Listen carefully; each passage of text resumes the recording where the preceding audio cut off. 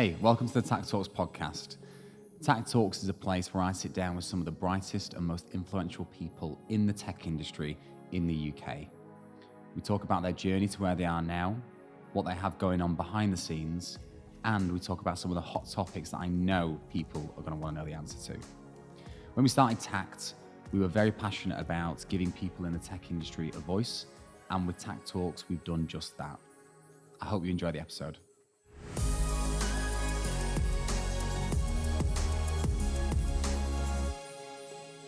Welcome to the Tact Talks podcast. Today, I'm joined by Marlon Hope, Head of Products at Netacea. Hi, Marlon. Hi there, how are you? Good. Thank you for coming on, obviously. And again, an amazing day in Manchester, nice and sunny, thank God. But yeah, look, for anyone who doesn't know who Marlon is, who is Marlon Hope? So I'm Marlon Hope. I'm Head of Product at Netacea. Recently, how long have you been at Netacea now for? Probably about March, I think. Brill. And how's it going? Really well, actually. One of the things that sort of drew me to the place is that there's some incredibly smart people there. Good. So it's one of the things you've really got to be on your toes because there's just so many bright sparks in all the different areas of the business. So it's quite exciting to be working with a really dynamic team. I think, yeah, obviously you're doing yourself this justice. You're pretty clever too, Marlon, you know. But you've been, because your career's quite very illustrious, if I may say so. Because how did you get into your job? Because you didn't go the traditional route, did you, into products?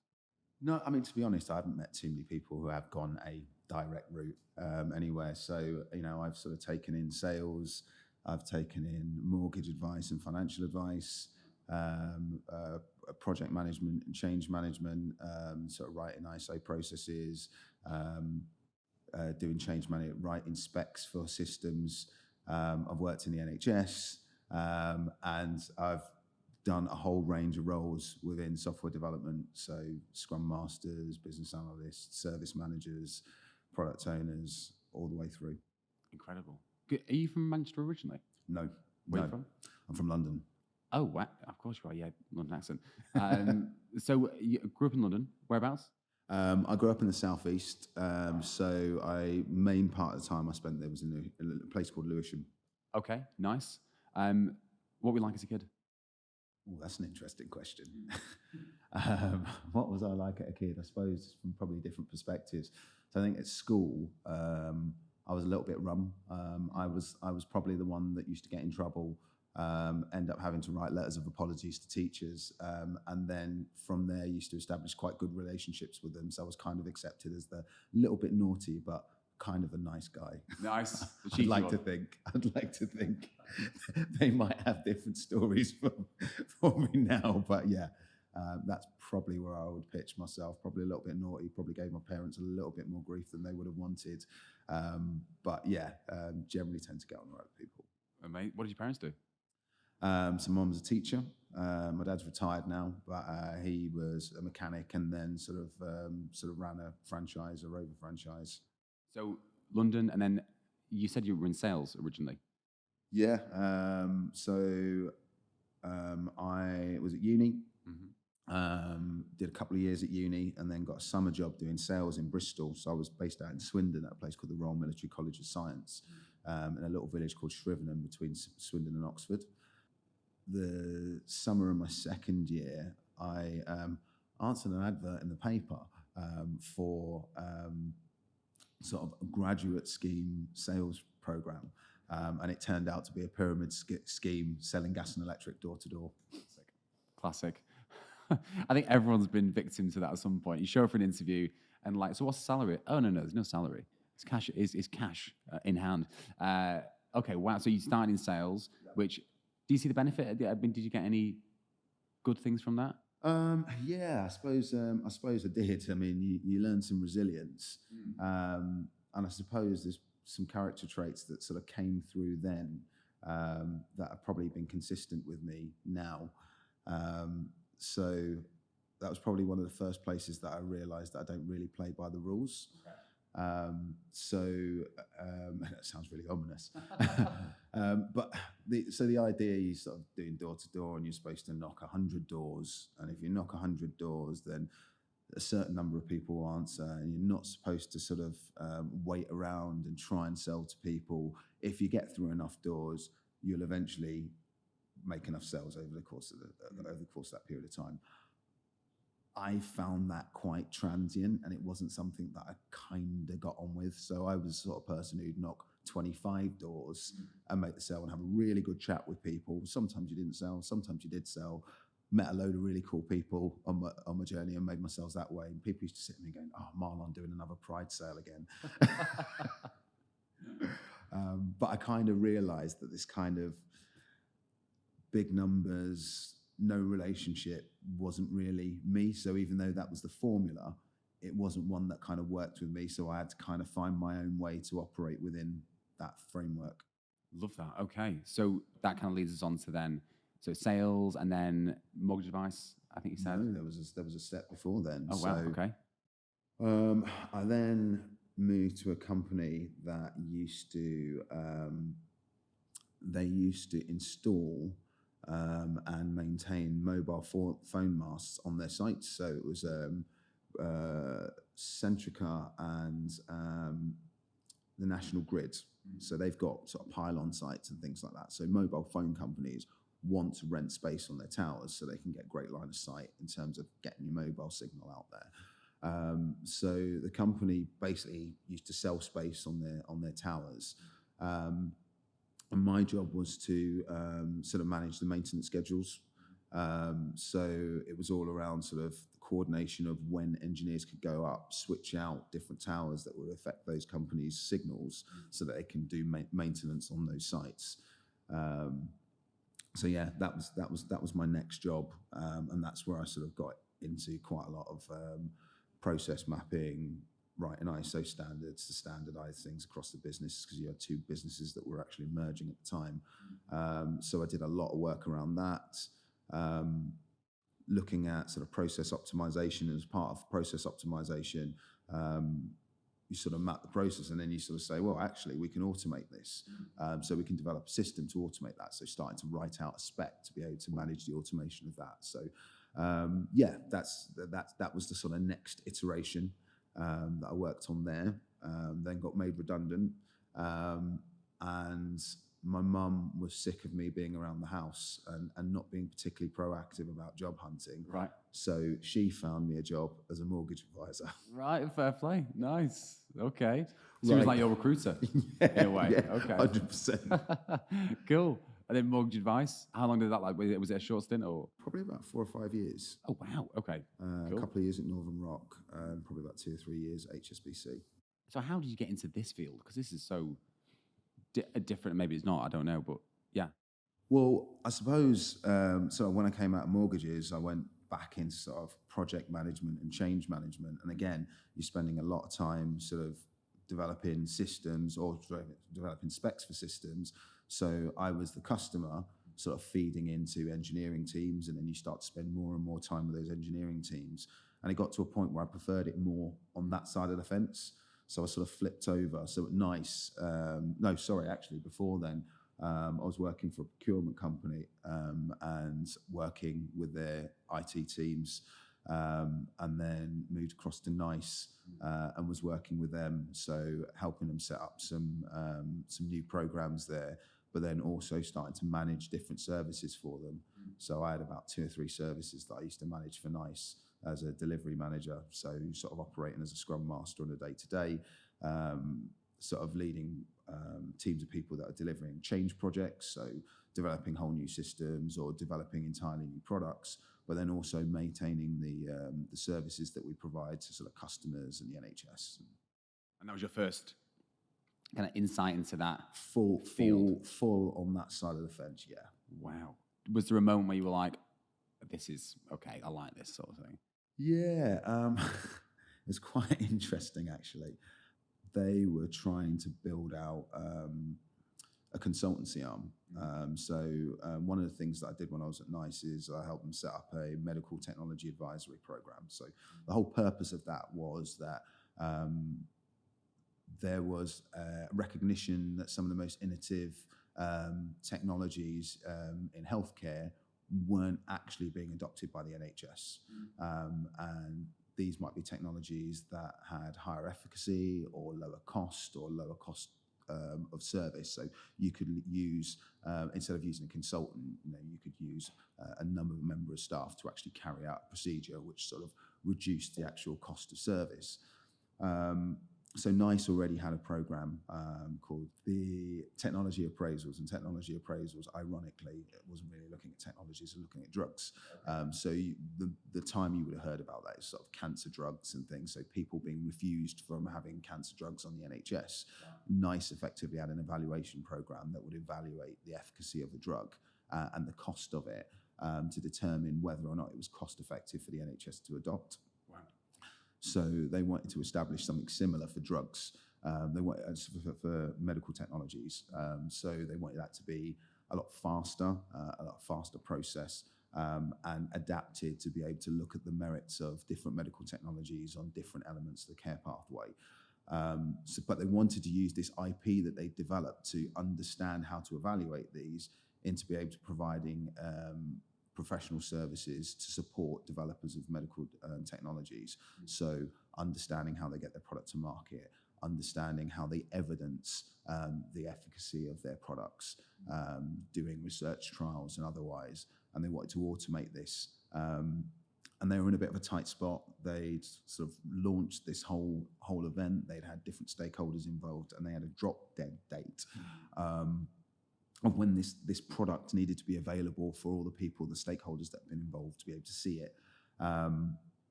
Now, I hadn't been involved in it, and we hadn't got very far very quickly. But fortunately, I'd been involved in the kind of setup of this program. So I spent the time working with stakeholders that didn't quite trust me when I first started, effectively taking on a product owner's role, because we had people that sort of go, right, I kind of want this, but I have no idea what the technology can do for me. So it'd be the equivalent of saying, right, this spreadsheet, can you just put this on the internet, and can we use that? It's like, no. There are different ways that you can use the technology to be able to get the impact that you're having, or more impact, but with completely different mediums, because you've got all these different tools that you can work with. And we managed to knock that out in about 8 weeks. They've been working on it for 6 months and didn't have a product. And in 8 weeks, we managed to get a product out. Gee, that's incredible. So that was really exciting. And even though it was quite stressful, it was a point where I knew this is my space. Mm. And what do you put that down to? What do you put that success down to? I had an amazing team, to be honest, because I must admit, whilst I understood the product space very well, the technical side was really challenging and quite new to me, all the development aspects of things. And one thing that I do is I'm not afraid to ask stupid questions. And my expectation is that if somebody really knows something, they can explain it to you like a 4-year-old. I generally tend to find if you can't do, then you haven't fully got your head around the problem. There's gaps in your knowledge, or maybe you think you've got the answer, and as you're explaining it, you go, oh, that was a mistake. Actually, this is where we are. So an amazing dev team lead who I'd sort of say, right, I want to be able to do this. How do we go about doing this? What are our barriers? And we'd sit there at the whiteboard, sort of scribbling things out. And we'd map things out, and it's like, right, we're building that. And we had a very, very lean team, a lot of extreme programming. So I'd just literally be sat on their shoulders going, right, we're adding this, we're adding that, we're changing that bit of this out, sort of managing the relationship with the stakeholders and what have you.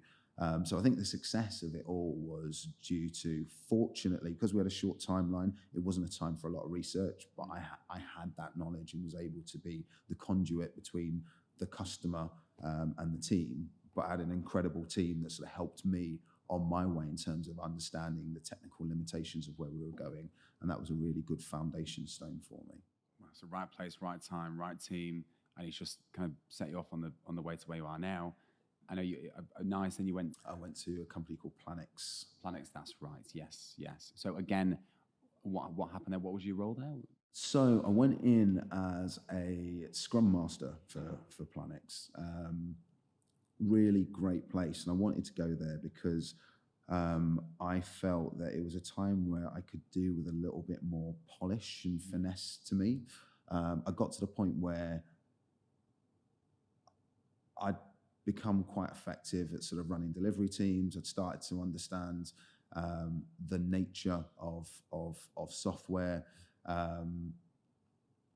sort of a lot of the challenges. You know, at NICE, I was quite fortunate. The sort of growth period was massive because I wasn't just running one project. I was probably running 5 squads at a time, delivering projects that would be anywhere between 3 and 9 months in terms of delivery scales, but working in a completely agile way.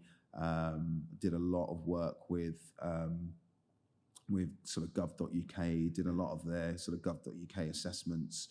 So really got a quite rounded appreciation for how to deliver software projects sort of in best practice, where to cut corners, because these things are a toolbox rather than sort of a fait accompli of how you go about doing things. Started to develop that instinct of where to adapt in different situations, but then also getting a real appreciation of how systems hang together.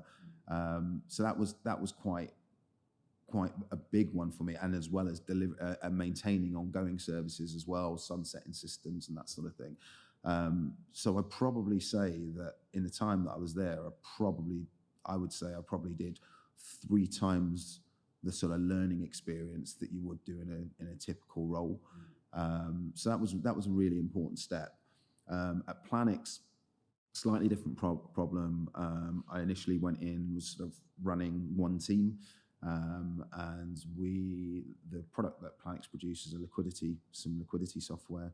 And what that's used to do is help banks visualize where their funds are.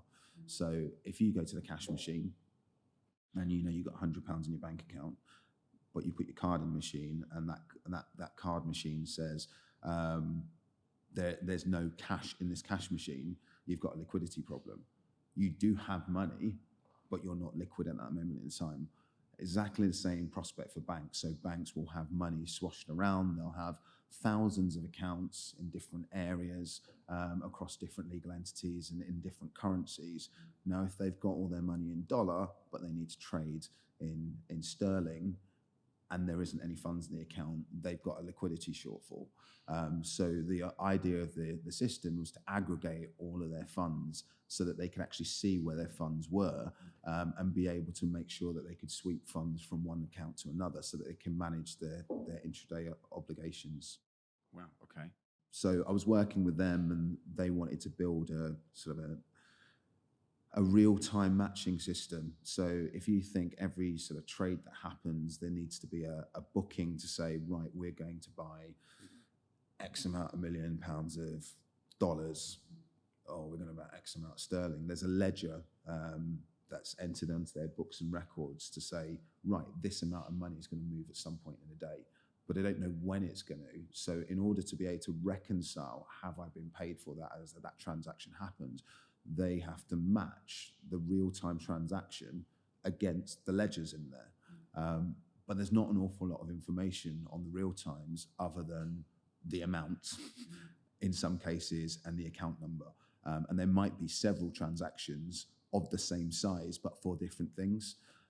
So we built a matching engine that sort of enabled people to sort of codify the rules that they wanted to match on in the front end, and enabled in real time as these transactions were going to be able to pair off these trades so that people could see in real time how well they were meeting their obligations, and potentially if they were going to have a shortfall at the end of the day and where they might need to move funds from one account to another. So that was an amazing project. Again, really short time frames. It was really, really cut and dry, but it was an absolutely amazing effort by the team that I was working with there. And off the back of that, I ended up being promoted to sort of product manager for the entire product. And that was sort of me sort of firmly on the product route. Amazing. Okay. And then fast forward to now, you are now head of product at Netacea. So for people who don't know, I guess, who Netacea is, I don't know who wouldn't, What did Netacea do? What's their business? So what Netacea do is they protect sort of websites and web APIs from the threat of malicious actors. So malicious actors are effectively people that will codify bots to be able to carry out transactions on a site that organizations don't want to do. So for instance, if Nike released the latest release of trainers and they've got a special edition out, someone can actually send a bot to be able to sort of scalp those trainers, so buy them off the site and then resell them on somewhere else for a higher price. So we're kind of safeguarding against sort of actions of that nature.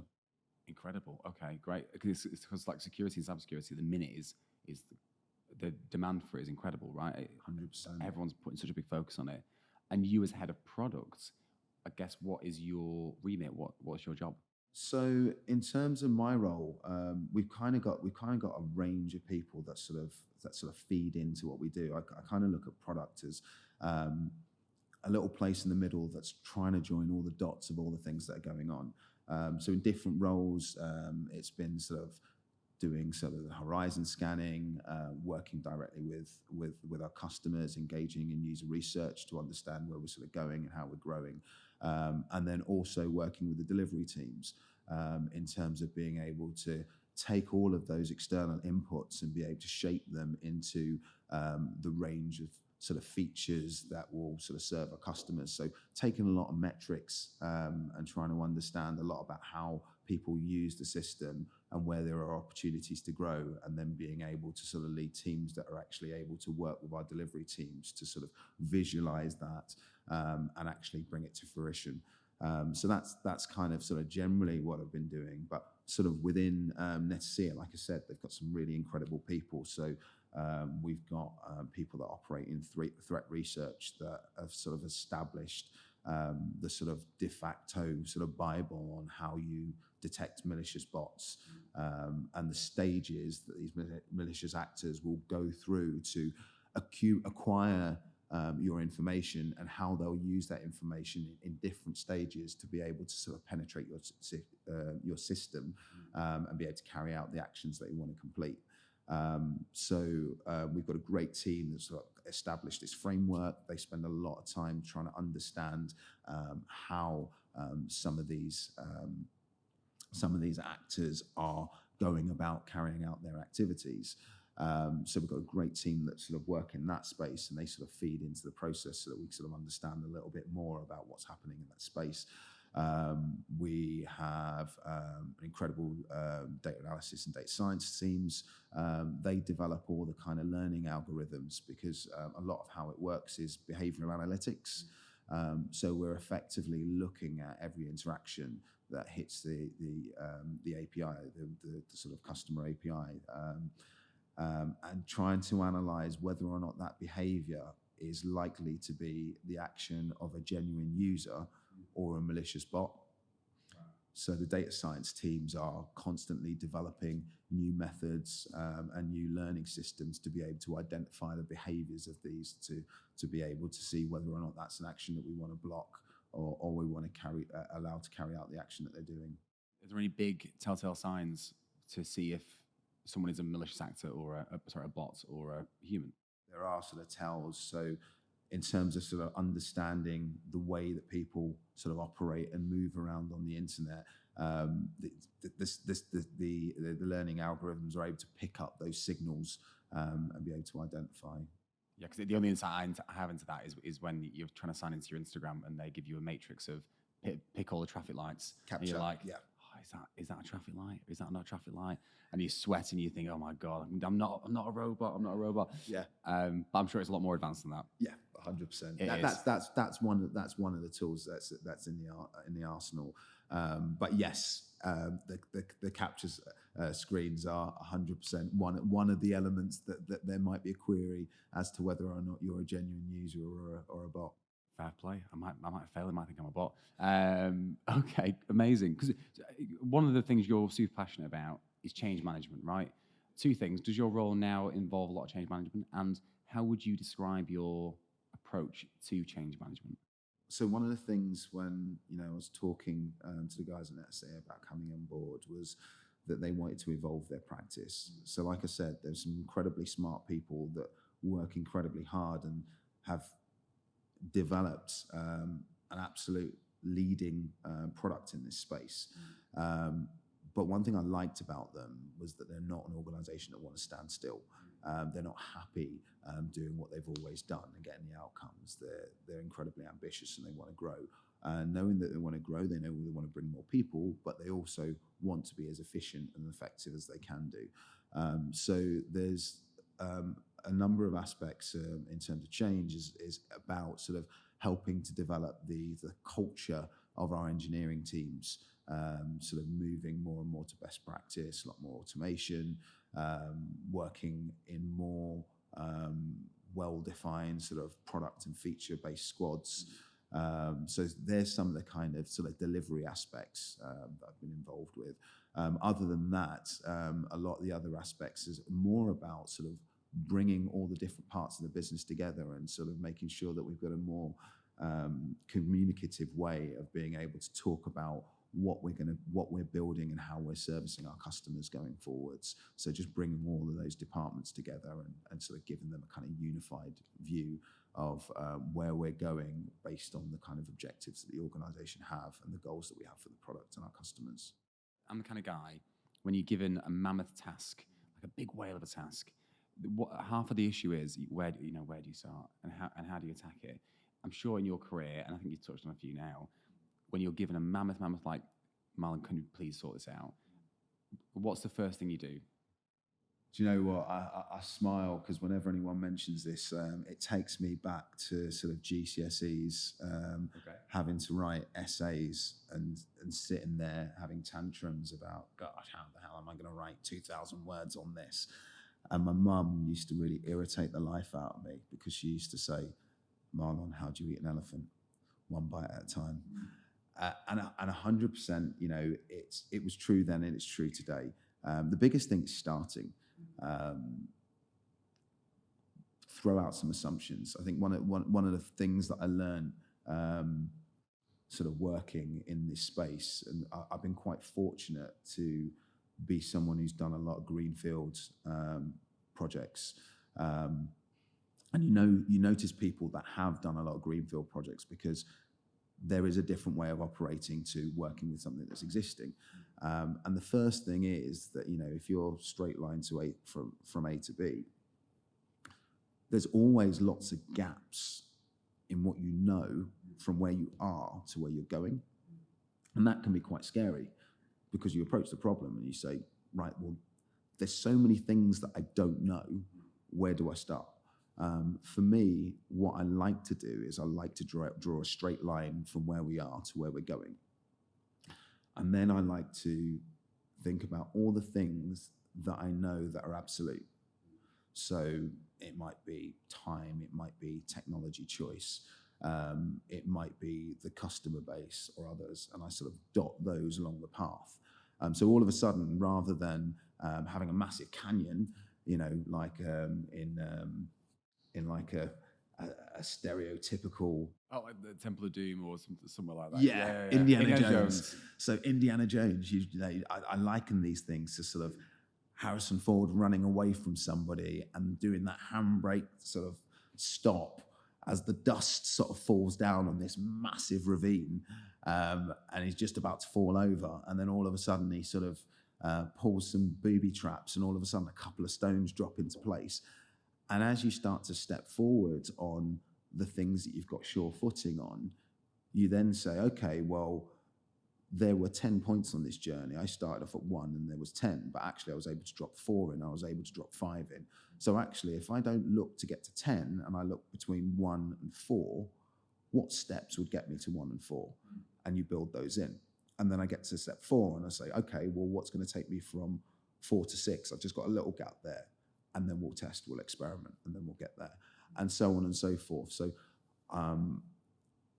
like I say, I like to sort of create that longer term. I like to take the absolutes, and I also tend to make a lot of assumptions. I'm quite comfortable making assumptions because in the absence of any evidence, you can't be proven as being wrong at that point. So you make some assumptions based on the direction of travel, and you're saying, I think if we're going there, these are the assumptions that will get us there. And you prove and disprove. You test and you prove and disprove. Some are proven right, some are proven wrong. Proving it wrong, not so big a deal, because actually you're moving closer to the answer.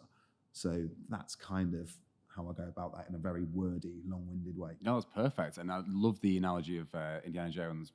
Amazing, amazing. And I've got this image of what was the last? I'm not going to get into this, but it was the last one. Anyway, I'll talk about it. Crystal Skull? It was when he had the Holy Grail, and he was walking across the. Yes. Yeah, that's what I had in mind. That's what I was thinking when he sort of scatters the dust so he can actually see his path back. Yeah. Yes. Yeah. I'm glad we're on the same page. Yeah. No, that's amazing. And I think it was. How did you come to those conclusions? Was it just trial and error? Because from working at NICE to now, how did you come up with that method? I like new things.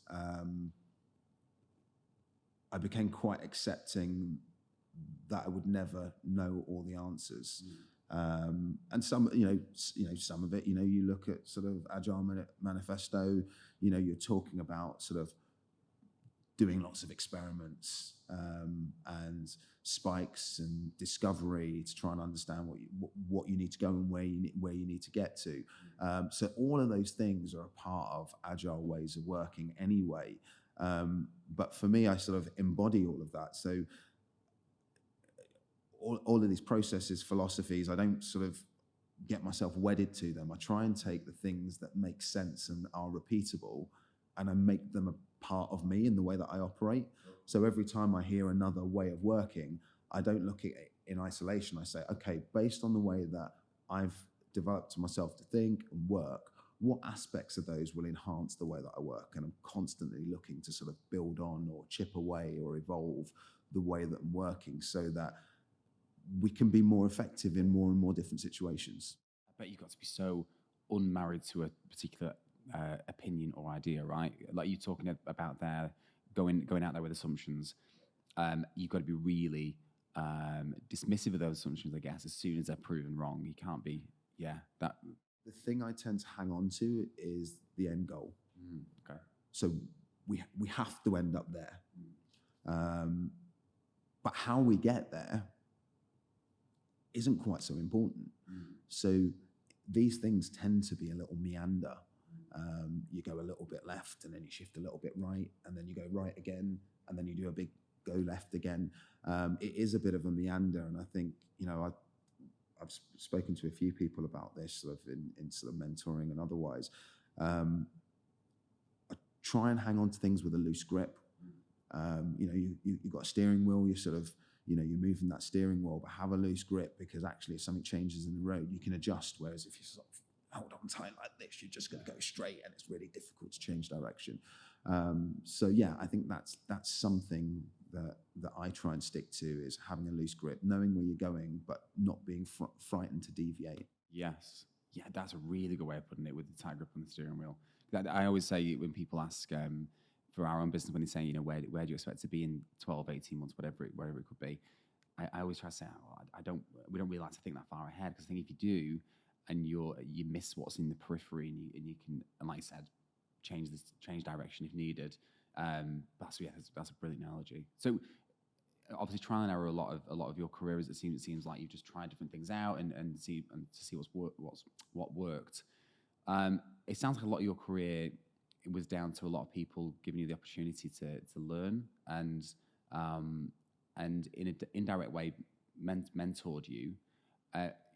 That's something you're quite, again, similar to change management, very passionate about, is mentoring, isn't it? And developing people. Why? Actually, it's the opposite of what you said. So I had this notion that when you entered the world of work and you worked hard, that people would say, "Oh, there's a rough diamond there. Let's take them under our wing and polish them up and sort of bring them on their way." And you tend to find that people are just really busy with what they're doing. So actually, for people who've had those people in their life, they're fortunate, and they're fewer and further between. I found that not that anyone didn't have the desire to, but maybe didn't have the capacity or weren't able to look at an individual as a unique individual and sort of be able to see what they had or what was missing and be able to see their potential in the same way. So, I spent a lot of time sort of looking around, sort of thinking, right, where is this person who's just going to come and pluck me out and sort of shape and mold me, sort of thing? And it didn't happen. So I had to start to fill my own gaps. So I became more and more inquisitive. I tried to learn more. And over time, I started to develop my own way of thinking about how to be effective in work. You go through periods where you sort of develop yourself and you go, right, I'm really good at this now and I can do this really well. But then what's being asked of you gets bigger. So you can't do it on your own. So you've now got to have several people that can do what you do. So all of a sudden you go from a position where you're going, right, I've worked out how I can do this. And sometimes I don't even know how I can do this, to a point, actually, I've got 2 or 3 other people that I've got to be able to do this. So I now have to think about, what is my thought process? How do I get to the point where I'm able to make the decisions that I'm making? And is it, I'm seeing some data, and actually when this needle moves, it tells me something. Yeah, that's one of the things that's driving those decisions. So how do I incorporate that into a way of operating that other people can use those indicators to make similar decisions? And I suppose that's kind of where it's grown from. So that kind of gap that I had, I think, in my career, to trying to be more effective and realizing that I couldn't do things on my own, to then starting to develop other people so that they could become more effective, and effectively trying to make yourself redundant. If I do this and that was my job and I bring someone else in to help, I'd like to get to a point where that person can come in and do that, and actually I'm not needed to do this, so therefore I can focus somewhere else. I can take on a new problem, and then you keep going like that, and then you slowly start to take on more and more things. And it's something I enjoy. In terms of recruiting, when I work with recruiters, they always say, Marlon, what you're looking for? So, what do they need on their CV and what do they need on this? I said, look, you guys understand the industry, so there are key points that people need to hit. But ultimately, give me a thinker. Give me someone who's bright, who wants to solve problems, who's excited, and I can work with anybody like that. Because one thing that I've found, it doesn't matter how experienced you are, how many times you've been through things, you always see something new. You always come across a problem that you haven't quite come across in the guise that it has. So for me, somebody who is a thinker has the attributes to come across a problem, come across that ravine, and instead of running screaming, will sit there and go, well, how? How do I go about that? They'll start asking questions. They'll challenge other people. They will make assumptions. And somebody who comes to that ravine and says, Marlon, could we do it like this? For me, is a far more exciting prospect to work alongside than somebody going, what do we do? I prefer to have a series of wrong answers, but somebody who's learning and evolving than there being no answers or no suggestions. So that's something that's sort of quite important to me in terms of the way I work, the teams that I try and build. And it also fosters collaboration. So when a question comes up, instead of struggling on your own, you look up and you say, well, who can help me? We collaborate. And they're the kind of teams that I'm really proud to be a part of. Is there ever a time where you've mentored somebody who, I don't want to say unmentorable, because that's not the way to put it, but someone who's just not helping themselves and getting their own way? Yes. The reason I say that is because I've spoken to a couple of people who, similar to you, are very passionate about mentoring. I think it's such an important thing to be passionate about. But the difficult question that nobody ever talks about is, you need to abandon those who abandon themselves, and sometimes realize where you've got to quit your losses and realize my time is wasted mentoring this person because they're just not that interested. the way that I've approached this in the situations where I have supported other people, one of the things that I talk about is, look, this isn't something that either of us has to do. It's an opportunity for you to be able to explore yourself, ask questions about yourself. And the relationship that I have is not one where you're sort of giving all the answers, but you're making suggestions. You're asking questions about that individual and getting them to look at themselves. But what I will generally tend to do is there'll normally be an opportunity for learning, a learning point. And that's their opportunity to go away and think about that. And I don't re-engage unless that person has been through that experience. And at that point, that person's been through that experience. They've thought about it. They've asked questions, and they can come back and we can start to talk about that. We don't progress. And that's one way that I try and protect my own time, but also it's an opportunity for that individual to try and understand what they want out of that relationship. So I think, in terms of what you're saying, having people that are unmentorable, maybe the answer isn't that they're not mentorable, but at that point in time, they're not looking for what they're going to get out of it. They've engaged in a relationship and they haven't really understand what the benefit is to them. I think anybody who understands what the benefit to them is prepared to explore, is prepared to think about, is like when you've seen a really good film and it's got like a weird ending and you try and theorize, so what did the writer mean? Or you read a bit of poetry and you sort of say, what did the writer mean? If you're excited about it, you then start to ask those questions. Why was it like that? Did it mean this? Is there a hidden meaning? If you're not excited, you just watch the film and it ends and you never talk about it to anybody else. Yes. And I see it in the same light. When you're mentoring, if somebody comes away from an exchange and their mind opens up to different possibilities and they're excited to explore themselves a little bit more, they will just do it. But if they're not at that point in their lives, then it's not that important to them. And at that point, it's difficult to progress that relationship until that person comes to that point in their lives. So, look, really good point on their mentorship. I think another thing that I wanted to ask is around, because again, you're from the Southeast. You've chosen Manchester as your home. Yeah. Why?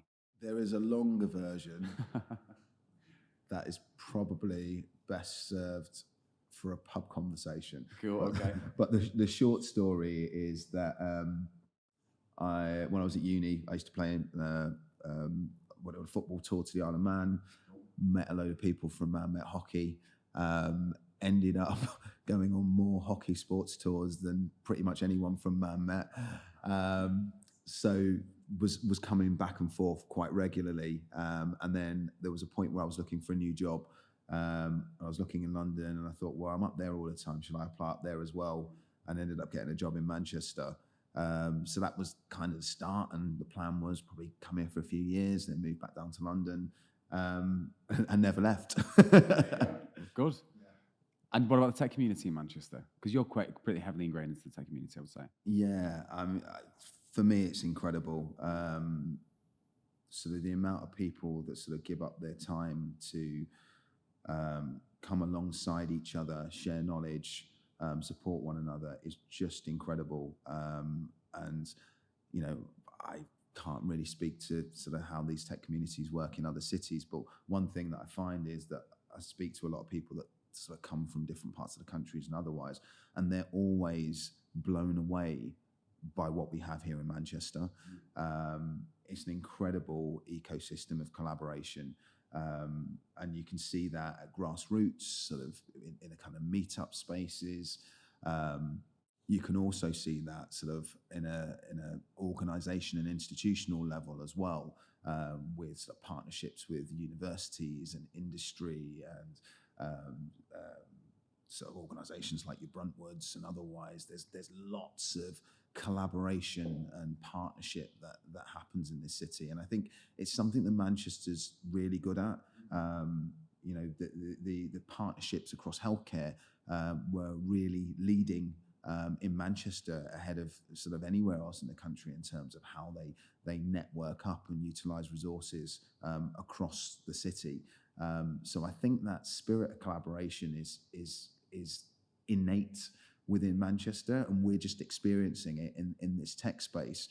And it's got to be the reason why we're growing so rapidly up here in terms of the number of larger organizations that want to be here, because they recognize there's a thriving talent pool. But also, I think, like anything, there's always going to be gaps, but you've got lots of people that are putting their hand up saying, I'm prepared to be a person that's going to help fill this gap. I'm going to try and find a way to fill this gap. So, you've got skill shortage gaps, and you've got a range of different organizations that are providing boot camps and activities to bring tech returners into it, or develop young people and bring them into the space.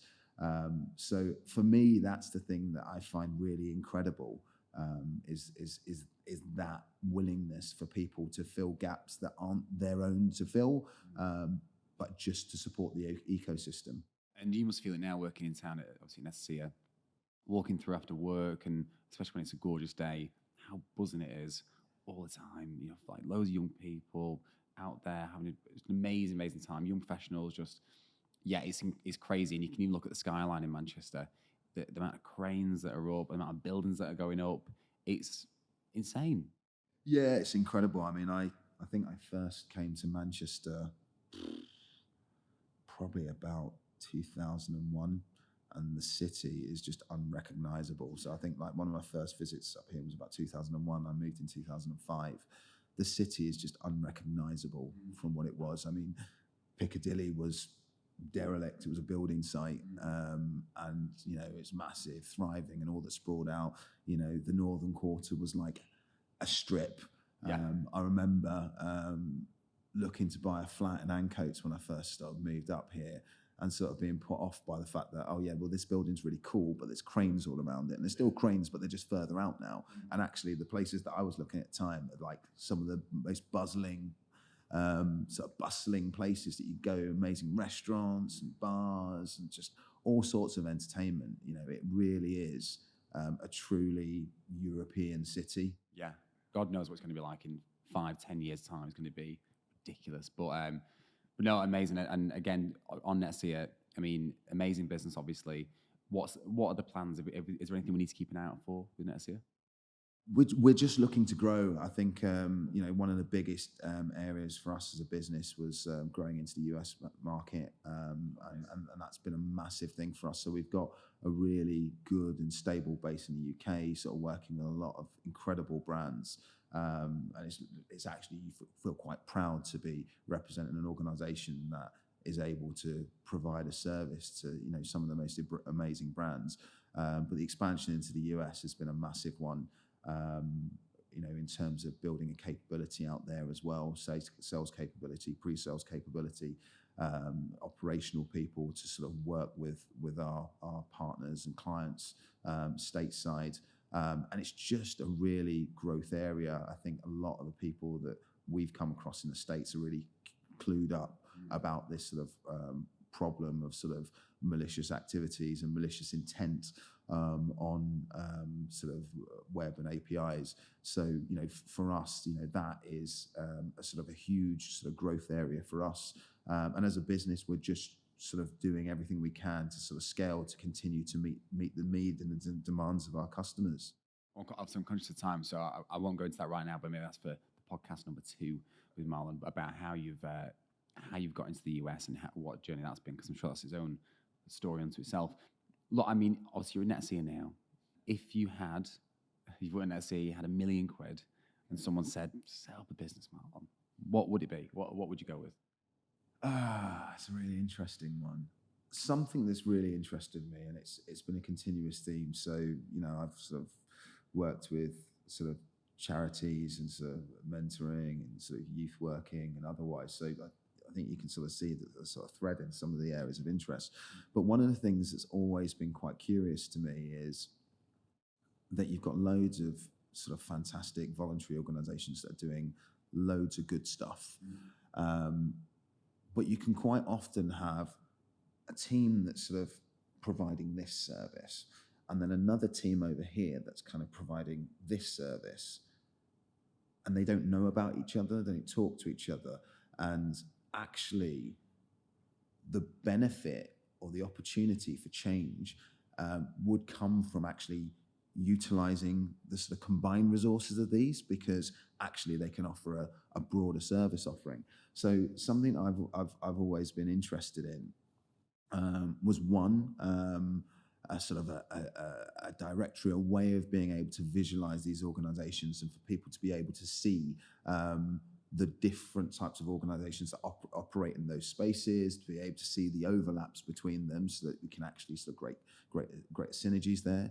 Also for the potential for funding these organizations as well. So if you are a funder, actually somebody who's applying for grant funding and their bid doesn't look strong, rather than being able to reject their bid, being able to say, actually, if you were to bring these businesses together, your offering would be a lot stronger. So for me, sort of operating in a space where you can sort of help make the organizations that are doing great work more dynamic by being able to create those visible links and partnership links, that would be something that's quite exciting, sort of kind of an incubator hub in some respects. So, providing them with services to, build a sort of a digital proposition, sort of PR, that sort of thing, but also connecting them to sort of funding and otherwise. I think, it's slightly altruistic, but, that's a space that's been intriguing to me for quite a while.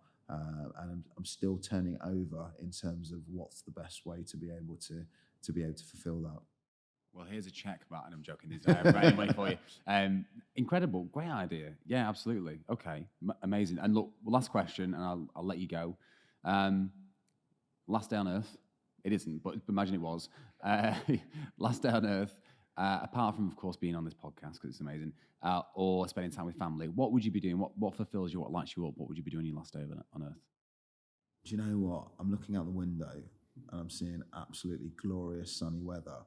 And I'm thinking, yeah, great festival, good music, nice. With friends, sun is shining, no worries. Yeah, nice. Yeah. Any kind of music?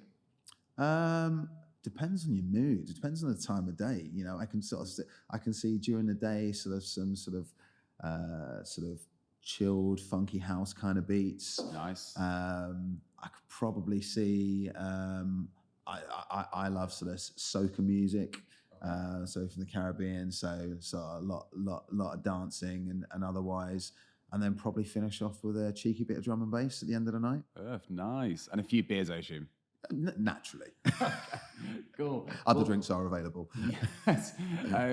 Well, look, thank you so much for coming on. It's been an amazing talk. I know we're overrun a bit, but I think we're going to have to get you back on at some point to finish off the conversation. Excited to see what happens with Netacea in the next 12, 18 months. And great speaking to you. Thank you. Thank you.